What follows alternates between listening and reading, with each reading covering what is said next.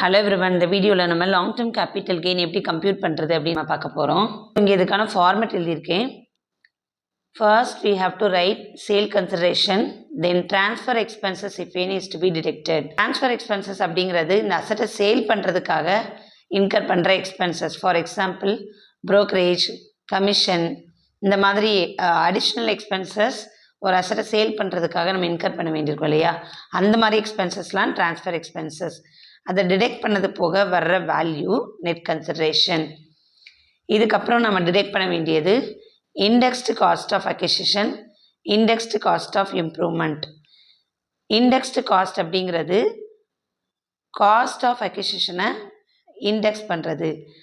இப்போ income tax ஆக்டுக்குள்ளேயே CII value, cost inflation index value அப்படின்னு சில வேல்யூஸ் கொடுத்துருப்பாங்க. இந்த சிஐஐ வேல்யூ அப்படிங்கிறது எதுக்குன்னா, இப்போ நம்ம கம்ப்யூட் பண்ணுறது லாங் டேர்ம் கேபிட்டல் கெயின். அப்போது இந்த அசட் வந்து கொஞ்சம் வருஷத்துக்கு முன்னாடி வாங்கியிருப்பாங்க இல்லையா, ஸோ கொஞ்சம் வருஷத்துக்கு முன்னாடி உள்ள மணி வேல்யூவும் இப்போ இருக்கிற மணி வேல்யூவும் சேமாக இருக்காது. மணி வேல்யூ சேஞ்ச் ஆகிட்டே இருக்கும் இல்லையா. ஸோ அந்த மணி வேல்யூ சேஞ்சை பேஸ் பண்ணி there are certain values given under income tax act. So அந்த வேல்யூவை தான் காஸ்ட் இன்ஃப்ளேஷன் இண்டெக்ஸ் வேல்யூ அப்படின்னு சொல்கிறோம்.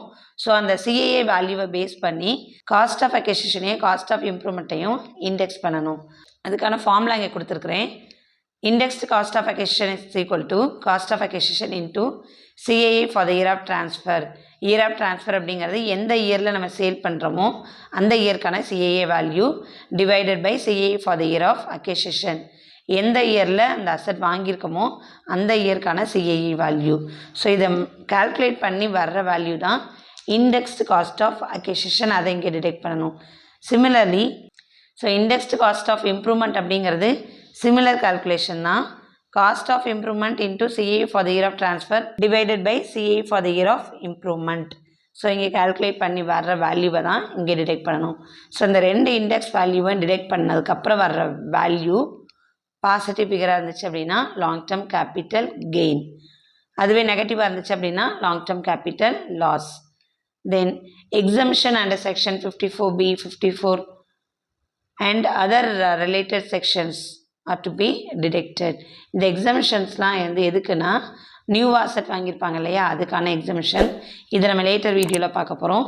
ஸோ அந்த அப்ளிகபிள் எக்ஸம்ஷன்லாம் டிடெக்ட் பண்ணதுக்கப்புறம் வர்ற value taxable long term capital gain or loss. இங்கேயும் பாசிட்டிவ் ஃபிகர் வந்துச்சுன்னா அது கெயின், நெகட்டிவில் வந்துச்சுன்னா loss. There are certain cases in which indexation is not applicable. So எதுக்கெல்லாம் இண்டெக்ஸேஷன் நாட் அப்ளிகபிள் அப்படிங்கிறது இங்கே கொடுத்துருக்குறேன்.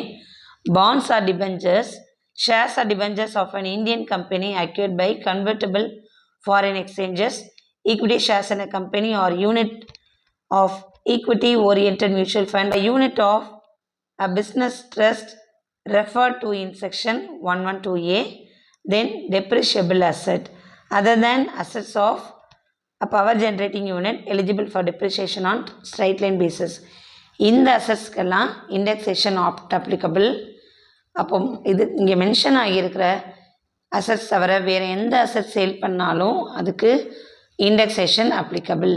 ஸோ ஃபார்மேட்டில் நம்ம indexed cost of acquisition, indexed cost of improvement அப்படின்னு பார்த்தோம் இல்லையா. இப்போ நம்ம காஸ்ட் ஆஃப் அக்விசிஷன்னா என்ன, காஸ்ட் ஆஃப் இம்ப்ரூவ்மெண்ட்னா என்ன அப்படின்னு பார்க்க போகிறோம். காஸ்ட் ஆஃப் அக்விசிஷன் அப்படிங்கிறது it is the value for which the asset was acquired. அந்த அசட்டை என்ன வேல்யூக்கு நம்ம பர்ச்சேஸ் பண்ணியிருக்கோமோ அதுதான் cost of acquisition. If any expenses incurred which is in the nature of capital nature, that should also be considered in cost of acquisition. நம்ம ஏதாவது expenditure in her பண்ணியிருக்கிறோம், அது கேபிட்டல் நேச்சராக இருக்குது அப்படின்னா, ஃபார் எக்ஸாம்பிள் இப்போ ஒரு அசட் வாங்கும்போது அந்த அசட்காக இன்ஸ்டலேஷனுக்கு நம்ம காஸ்ட்டு ஸ்பெண்ட் பண்ணுறோம் அப்படின்னா அப்போ அது கேபிட்டல் நேச்சர் எக்ஸ்பெண்டிச்சர்.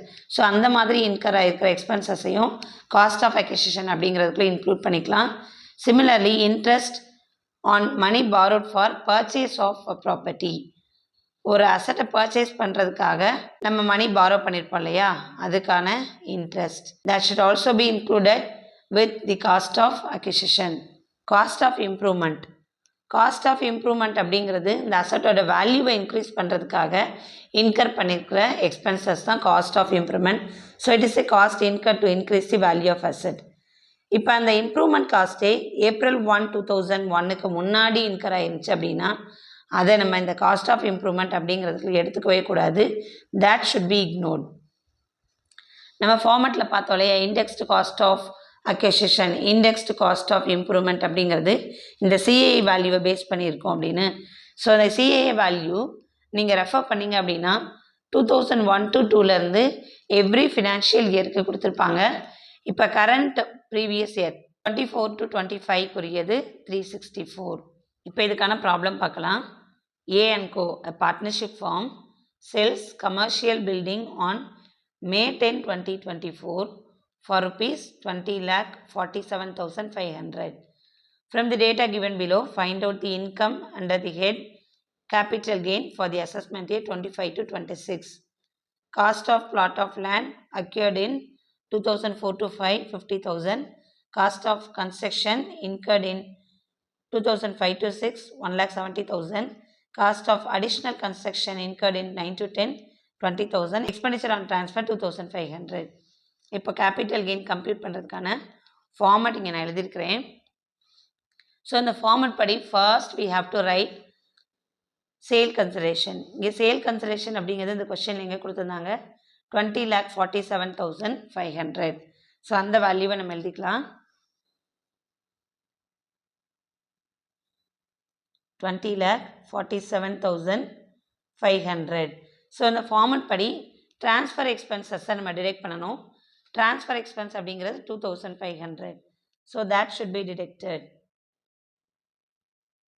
டிடெக்ட் பண்ணோம் அப்படின்னா நமக்கு balance 20,45,000 we are getting, and that is the net consideration.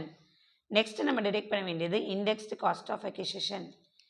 இங்கே அசெட் ஒரிஜினலாக வாங்கினது லேண்டு, அதுக்கப்புறம் பில்டிங் கன்ஸ்ட்ரக்ட் பண்ணியிருக்கிறாங்க. ஸோ இந்த ஒரிஜினலாக வாங்கின அசெட், அதாவது இந்த லேண்டோட அக்விசிஷன் வேல்யூ, இதை தான் நம்ம எடுத்துக்கணும், 50,000, and that is to be indexed now. 50,000. இப்போது இதுக்கான ஃபார்முலா நம்ம பார்த்தோம் இல்லையா, cost of acquisition into CAA for the year of transfer. இப்போ ட்ரான்ஸ்ஃபர் அப்படிங்கிறது எந்த இயரில் நடக்குது, 2024 to 25. இந்த அசட்டை சேல் பண்ணியிருக்கிறது May 10, 2024 அப்படின்னு கொடுத்துருக்குறாங்க. அப்போ 24 to 25 இயரில் தான் இந்த அசட்டை ட்ரான்ஸ்ஃபர் பண்ணுறாங்க, அதாவது சேல் பண்ணுறாங்க. So CAA for the year of transfer 2024 to 25 CAA value 364 divided by CAA for the year of acquisition. இந்த asset எப்போ purchase பண்ணாங்க, 2004 to 5. ஸோ இந்த 4 to 5க்கான CAA value 113. இப்போ இது இண்டெக்ஸ் பண்ணோம் அப்படின்னா we will get 50,000 into 364 divided by 113, 1,61,062 rupees. Round off பண்ணிக்கலாம். நம்மளுக்கு இங்கே 61.94 அப்படின்னு வருது இல்லையா, ஸோ அதை ரவுண்ட் ஆஃப் பண்ணிக்கலாம், 62 rupees. Similarly, we have to index the improvement cost also. Improvement cost அப்படிங்கிறது இங்கே நமக்கு ரெண்டு கொடுத்துருக்குறாங்க. லேண்டாக வாங்கி அதில் கன்ஸ்ட்ரக்ஷன் பண்ணியிருக்காங்க இல்லையா, அப்போ அது இம்ப்ரூவ்மெண்ட் அப்படின்னு தான் எடுத்துக்கணும். அதே மாதிரி we are given one more improvement cost, additional construction அப்படிங்கிறது இம்ப்ரூவ்மெண்ட் தான். ஸோ இந்த ரெண்டு வேல்யூவும் நம்ம இப்போ இண்டெக்ஸ் பண்ண போகிறோம். So indexed cost of construction which happened in 2005 to 6, 1,70,000 into CA for the year of transfer, same value 364 divided by CA for the year of improvement. இங்கே improvement அப்படிங்கிறது 2005 to 6. ஸோ 5 to 6க்கான index value 117.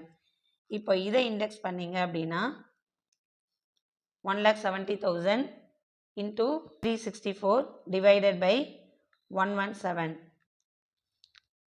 இங்கே நம்மளுக்கு வர்ற value 5,28,888 point நம்மளுக்கு decimal value வருது. So இதை round off பண்ணிக்கலாம், 5,28,889. நெக்ஸ்ட் வேல்யூவை இண்டெக்ஸ் பண்ண போகிறோம், 20,000 இன்ட்டு 364 டிவைடட் பை, இப்போ இந்த இம்ப்ரூவ்மெண்ட் எப்போ நடந்திருக்கு, 2009 to 10. இதுக்கான index value 148. So divided by 148. இங்கே நம்மளுக்கு வர்ற வேல்யூ 49,189.16 189. ஸோ இதை ரவுண்ட் ஆஃப் பண்ணிக்கலாம். 49,189. ஸோ இதோட டோட்டல் 7,39,140. இதை நம்ம இந்த நெட் கன்சிடரேஷன்லேருந்து டிடெக்ட் பண்ணணும். ஸோ டிடெக்ட் பண்ணோம் அப்படின்னா we are getting 13,05,860. ஸோ இங்கே நம்மளுக்கு வந்திருக்கிறது பாசிட்டிவ் ஃபிகர். அப்போது இது லாங் டேர்ம் கேபிட்டல் கெயின். இப்போ இங்கே எதுவும் நியூ பர்ச்சேஸ் கிடையாது, நியூவாக எதுவும் அசெட் வாங்கலை. ஸோ எக்ஸம்ஷன் எதுவுமே நாட் அப்ளிகபிள் இந்த ப்ராப்ளம்க்கு. அப்போ இதுதான் taxable long term capital gain. இப்போ இந்த வீடியோவில் பார்த்த ப்ரொவிஷனும் இந்த ப்ராப்ளம் உங்களுக்கு கிளியராக புரிஞ்சிருக்கும்னு நினைக்கிறேன். Thank you for listening.